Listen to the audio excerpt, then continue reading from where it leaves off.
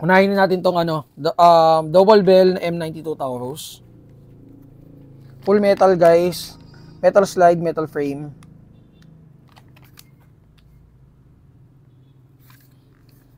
With Taurus markings. So guys, pag double bell may kasamang case, may kasamang extra nozzle, and may kasamang cleaning rod. So magazine capacity is 30 rounds. Test natin. So papunta tong ano, Mandaluyong. Okay.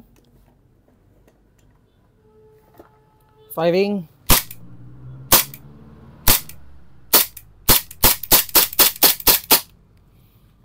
Okay, so nasa 280 to 330 out of the box. So thank you kay sir.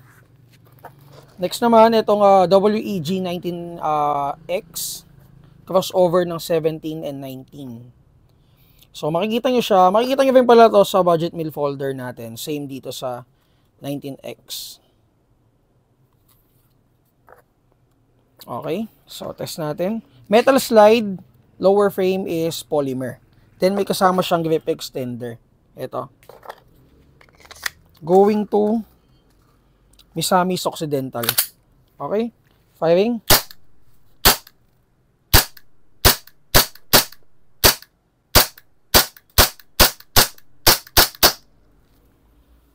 Okay, so nasa 290 to 330 din out of the box. And then, ito guys, test natin yung battery. So, dalawang unit ulit ng HFC. So, ito yung ano, 500 FPS natin na unit. Teka, saan to? Dito, no? Okay guys, ito. 202. Color black.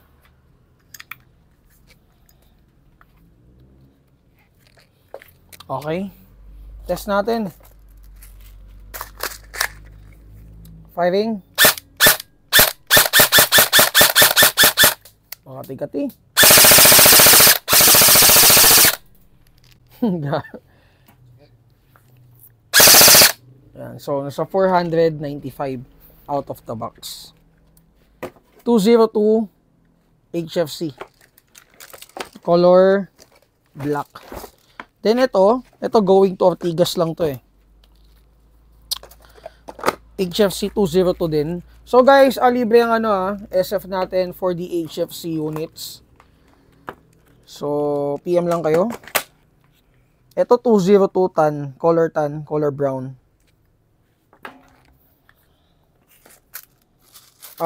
Flash magazine 300 rounds. Okay, firing. Ito galit na galit.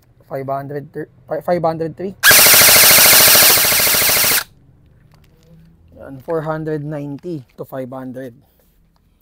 Okay. So, ayun, thank you sa mga bossing natin. And